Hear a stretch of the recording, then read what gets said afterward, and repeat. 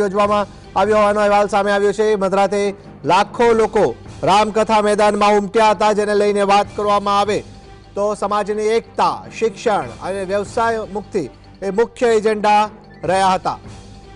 અલ્પેશ ઠાકોરે સમાજને એકજૂટ થવાનો સંકલ્પ કરાવ્યો।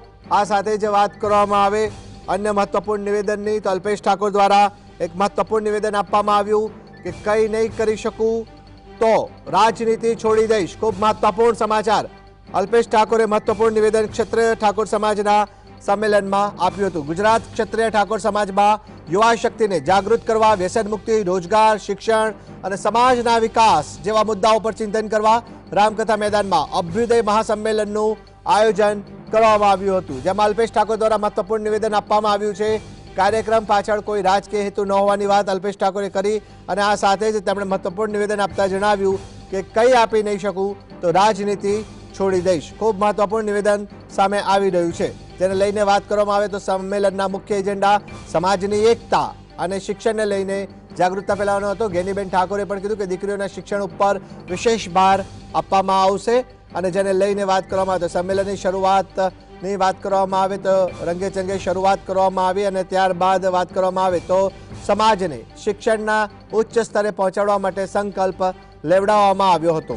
અલ્પેશ ઠાકોરે ઠાકોર સમાજના સંમેલનમાં સંબોધન કરતા કહ્યું કે આજે સમાજની સાથે રાજકીય શ્રેષ્ઠીઓ એક મંચ ઉપર આવ્યા છે, જેને લઈને વાત કરીએ સરકારના વર્તમાન તેમજ પૂર્વ મંત્રીઓ, ધારાસભ્યો, સાંસદો પણ એક સાથે રાત્રે જોવા મળ્યા હતા। રાત્રે 3 વાગે સંમેલન બોલાવવામાં આવ્યું અને જેને લઈને વાત કરવામાં આવે તો આ મહત્વપૂર્ણ નિવેદન અલ્પેશ ઠાકોરનું સામે આવ્યું છે। બનાસકાંઠાથી માંડીને ગુજરાતના વિવિધ ભાગોના ઠાકોર સમાજના અગ્રણીઓ પણ આ સંમેલનમાં ઉપસ્થિત રહ્યા હતા, જેને લઈને વાત કરવામાં આવે તો રાજકીય પાર્ટીઓ પણ એક મંચ ઉપર જોવા મળી અને જેને લઈને ઠાકોર સમાજને આગળ લાવવા માટે પહેલ કરવામાં આવી, વ્યસન મુક્તિની વિચારધારા મૂકવામાં આવી અને ઠાકોર સમાજના યુવાનોને ઘરે ઘરે પહોંચી અને જાગૃતતા લાવવા માટે પ્રયાસ કરવામાં આવ્યા હતા। મહત્વની બાબત એ છે કે ગુજરાતના ઠાકોર સમાજે પોતાની લડાઈ પોતાની જાતે જ લડવી પડશે તેવો એક અવાજ સામે આવ્યો હતો, જેને લઈને વાત કરવામાં આવે તો અન્ય બાબતો સામે આવી। ગેનીબેન ઠાકોર સહિત દિગ્ગજો પણ આ કાર્યક્રમમાં જોડાયા હતા।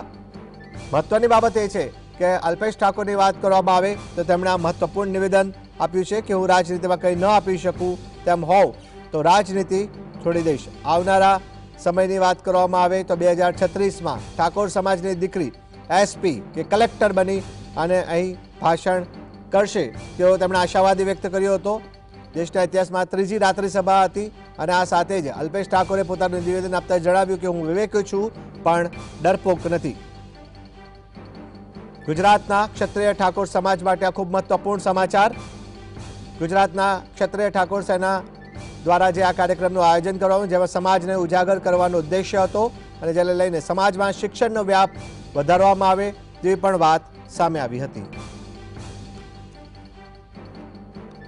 सम्मेलन का मुख्य उद्देश्य हमारा एजुकेशन और बिजनेस में ठाकुर समाज के जो लड़के लड़कियां आने वाले दिनों में जो दूसरे लोग जो बिजनेस करते हैं, एजुकेशन लेते हैं, इसके बारे में सभी पार्टी के एमपी हो, एमएलए हो, एक्स एमएलए हो, एकजुट सभी पार्टी के अभी हमारे सीनियर लीडर मंच पे खड़े हैं।